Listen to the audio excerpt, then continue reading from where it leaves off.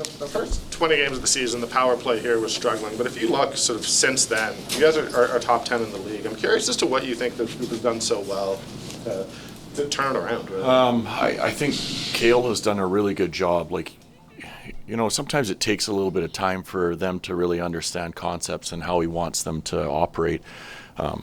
So I think that's one thing for us. I think he's done an excellent job in teaching it.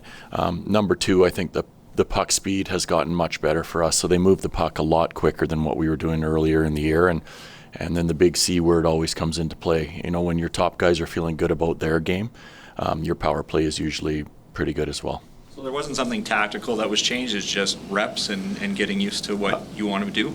Reps, but messaging at times too, it just doesn't happen overnight. It's something that you build on as you go. So even though it was struggling at the beginning of the year, I felt like they were starting to build on different concepts and ideas that Cale had, and getting more and more comfortable with it. And then once they finally started to get some results, now the confidence is there with them as well. So when they go on the ice, I do feel like they step out there knowing that there's a great chance that they're going to score a goal for us, or at worst, they're going to generate some good momentum.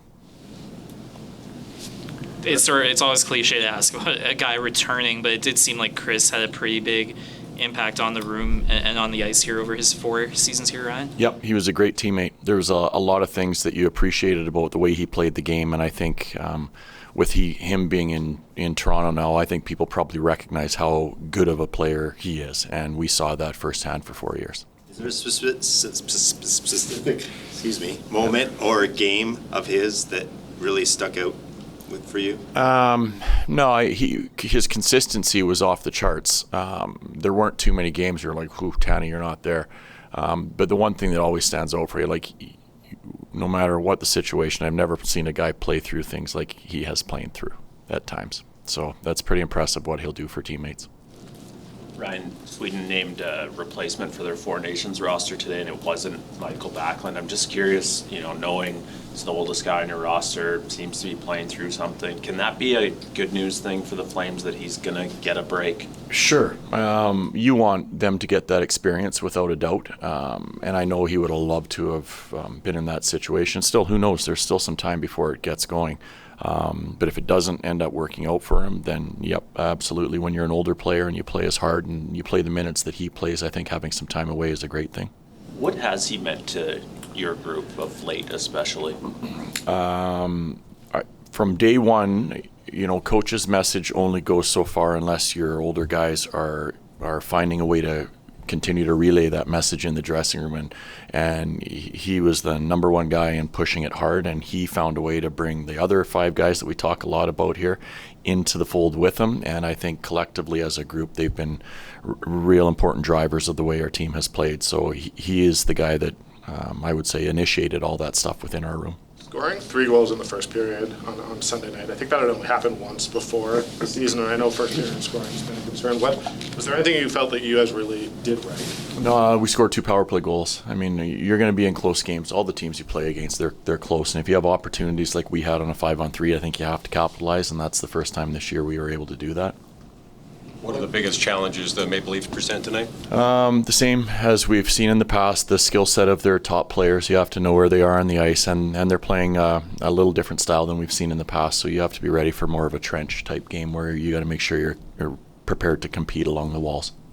What sort of atmosphere are you expecting, and what can it do for the home team when there's some visiting fans in the barn? I don't think, hey, it's like a road game at times, unfortunately, but it's the way it is. And I think a lot of our players have seen it before. So for us, it's not changing the way we're going to play the game, that's for sure. We're going to come out and try to initiate and dictate and set the tempo tonight. You were hoping last week that Connor Zary could do some limited skating. I know there's some skates in front of his locker today. Is that next step kind of proceeding as you hoped? Yeah, he's been on the ice 2 times here. The last 2 days he's been on the ice, and he's going to continue to keep skating. So everything's looking good. Yeah. With the D pairings, obviously we've talked a little bit about just the moving some pieces around, but what have Mackenzie and Rasmus, the value of those guys and their kind of minutes they're eating up right now into you guys? Yeah, well, really, you look at our back end, they are the experienced guys. We didn't know what we were getting in Kevin Ball when he came over, but he's fit in really well for us. So we'll look forward to getting him back here soon, we hope.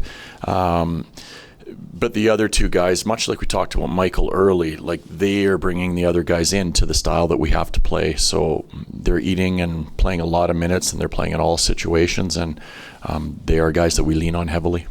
Paul, is there an updated timeline? Like, might he be an option before the Four Nations? We'll see. He's progressing. He was on the ice with Connor the last couple days as well. As you move forward into or through the second half of the season, would you like to see your D pairings solidify again and get back to 6, or are you fine just with rotating the guys in and out? Ideally, you're going to get him to 6. But having said that, Tyson paid the price earlier in the year, but he's come back and he's done a good job. So I think we'll look at situations where we'll try to keep guys fresh too right now, because guys are they're doing what they have to do to give us opportunities to win. So I think you have to continue to reward players when they're playing the right way.